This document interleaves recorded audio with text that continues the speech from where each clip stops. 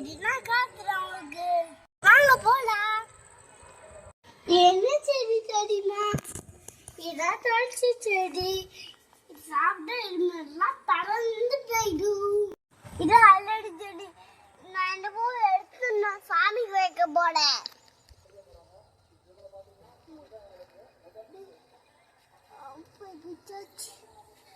பூவை பிள்ளைக்கு வைக்க போறேன்.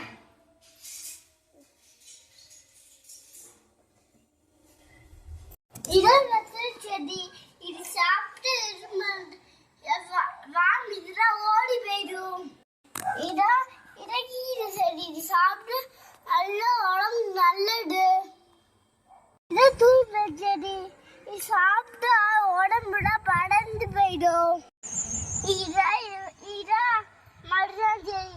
கையில் வச்ச அடுத்து எல்லாம் மாட்டிடும். இதான் மாமரம் செடி. மாமரம் வரும். மாமரம் ஸ்வீட்டா இருக்கும். உங்களுக்கு